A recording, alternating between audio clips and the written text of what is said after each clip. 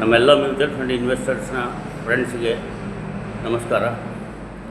ಎಲ್ಲರೂ ವಿಚಾರ ಮಾಡ್ತಿರ್ಬೋದು, ಮಾರ್ಕೆಟ್ ಬೀಳ್ತಾ ಇದೆ, ಕರೆಕ್ಷನ್ಸ್ ಆಗ್ತಾ ಇದೆ, ಹೇಗೆ ಏನು ಮಾಡೋದು, ಏನು ವಿಡ್ರಾ ಮಾಡಬೇಕು, ಏನು ಕಂಟಿನ್ಯೂ ಮಾಡಬೇಕು ಅನ್ನೋದು ಎಲ್ರಿಗೂ ಒಂದು ಕನ್ಫ್ಯೂಷನಲ್ಲಿದ್ದಾರೆ. ನೀವು ಲಾಂಗ್ ಟರ್ಮಾಗ ಅಕಸ್ಮಾತ್ ಇನ್ವೆಸ್ಟ್ಮೆಂಟ್ ಮಾಡ್ತಾ ಇದ್ದರೆ that is really very good. ಯಾಕಂದರೆ ನೀವು ಅಕಸ್ಮಾತ್ ಪೂರಾ ಓವರಾಲ್ ನೀವು ಅಕಸ್ಮಾತ್ ಮಾರ್ಕೆಟ್ದು ನೀವು ಅಂಡರ್ಸ್ಟ್ಯಾಂಡಿಂಗ್ ಇತ್ತು ಅಂದರೆ ನೀವು ಅದರಿಂದ ವಿಡ್ರಾ ಮಾಡಲ್ಲ. ಏನಕ್ಕಂದರೆ ಲಾಂಗ್ ಟರ್ಮಲ್ಲಿ ನೀವು ನೋಡಿಕೊಂಡ್ರೆ ನೀವು ಮಾರ್ಕೆಟ್ ಅಂಡರ್ಸ್ಟ್ಯಾಂಡ್ ಮಾಡ್ಕೊಂಡು ಹೋದರೆ BSE ಇಂಡೆಕ್ಸ್ ಆ್ಯಕ್ಚುಲಿ 1979 2024ವರೆಗೂ ನೋಡಿದ್ರು ಸುತ್ತಲೂ ಆಲ್ಮೋಸ್ಟ್ ಒಂದು 45 ವರ್ಷದಿಂದ ಇವತ್ತಿನವರೆಗೂ ನೋಡಿದ್ರು ಎವ್ರಿ ಅರೌಂಡ್ 3 ಇಯರ್ಸ್ಗೆ 4 ಇಯರ್ಸ್ಗೆ ಒಂದು ಸಲ ಕರೆಕ್ಷನ್ಸ್ ಇದ್ದೇ ಇದೆ. ಆಲ್ಮೋಸ್ಟ್ ಆಲ್ 6%, 10%, 14%, ಒಂದು ಸಲ 40%ವರೆಗೂ ಕರೆಕ್ಷನ್ಸ್ ಆಗಿದೆ.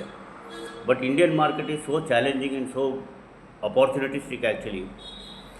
ಏನಕ್ಕಂದರೆ because every time it has fallen, it has grown 3 times to 4 times in fact. ಎಷ್ಟು ಫಾಲ್ ಆಗಿದೆ ಅದಕ್ಕಿಂತಲ್ಲ 10 ಪಟ್ಟು ಜಾಸ್ತಿನೇ ಆಗಿದೆ. ನೀವು ಕಂಪೇರ್ ಮಾಡಿದ್ರೆ ಈಗ 1999 Bombay stock exchange BSE stock exchange was 9700 ಇತ್ತು. ಇವತ್ತಿನ ಲೆಕ್ಕ 2024 ನೋಡಿದ್ರೆ it is showing more than 73,000. So imagine ಮಾಡಿರಿ ಎಷ್ಟು ಗ್ರೋತ್ ಆಗಿದೆ. ಸೊ ಮ್ಯೂಚುವಲ್ ಫಂಡ್ಸಲ್ಲಿ ನೀವು ಹಾಕಿರುವಂಥ ದುಡ್ಡು ನಿಮಗೆ 6 ಮಂತ್ಸ್ ಇಲ್ಲ 8 ಮಂತ್ಸಲ್ಲಿ ನಿಮಗೆ ರಿಟರ್ನ್ಸ್ ಬರಬೇಕು ಅಂದರೆ ಅದು ಸುಳ್ಳು. ಪ್ಲೀಸ್ ನಿಮ್ಮ ಇನ್ವೆಸ್ಟ್ಮೆಂಟ್ಸನ್ನ ಕಾಯ್ದಿಟ್ಕೊಳ್ಳಿ, ಆಮೇಲೆ ಕಂಟಿನ್ಯೂ ಇಟ್ಕೊಳ್ಳಿ. ಇನ್ಫ್ಯಾಕ್ಟ್ ಯಾವಾಗ ಮಾರ್ಕೆಟ್ ಮೈನಸಲ್ಲಿರುತ್ತೆ, in fact if it is possible ನೀವು ಇನ್ನೂ ಅಷ್ಟು ಜಾಸ್ತಿನೇ ಇನ್ವೆಸ್ಟ್ ಮಾಡಿ. ಏಕೆಂದರೆ ಇದನ್ನು ನೀವು ಮುಂದೆ ಬರುವಂಥ ನೀವು ಲಾಂಗ್ ಟರ್ಮ್ ಇನ್ವೆಸ್ಟ್ಮೆಂಟು ವಿಚಾರವಾಗಿ ಹೋದರೆ ಇದು ನಿಮಗೆ not less than 15 to 20% return ಸಿಕ್ಕೇ ಸಿಗುತ್ತೆ. ಫ್ರೆಂಡ್ಸ್, ಇದು ನಾನೊಬ್ಬ ಕರೆಕ್ಟ್ ಅಡ್ವೈಸರಾಗಿ ಹೇಳ್ತಾ ಇದ್ದೀನಿ.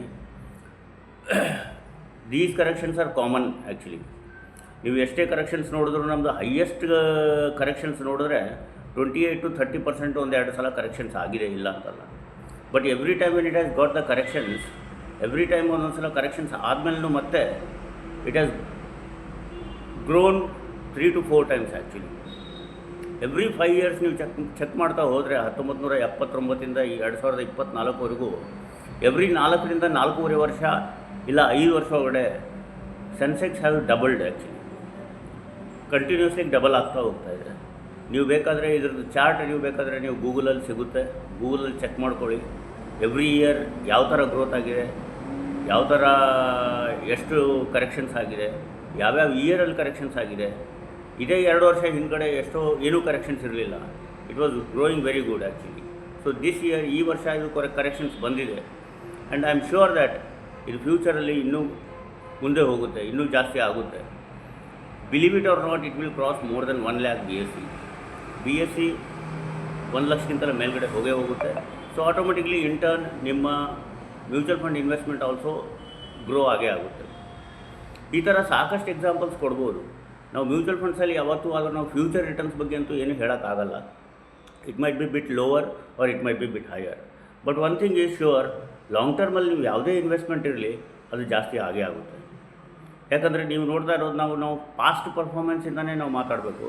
ಈ ಪಾಸ್ಟ್ ಪರ್ಫಾರ್ಮೆನ್ಸ್ ನೋಡ್ಕೊಂಡು ಹೋದರೆ ಆಲ್ಮೋಸ್ಟ್ 45 years ಹಿಸ್ಟ್ರಿನೇ ನಿಮ್ಮ ಮುಂದೆ ಇದೆ. ನೀವು ಬೇಕಾದ್ರೆ ಯಾವುದೇ NAV ಚೆಕ್ ಮಾಡ್ಕೊಳ್ಳಿ, ಇಲ್ಲ ಯಾವುದೇ BSE ಇಂಡೆಕ್ಸ್ ಚೆಕ್ ಮಾಡ್ಕೊಳ್ಳಿ.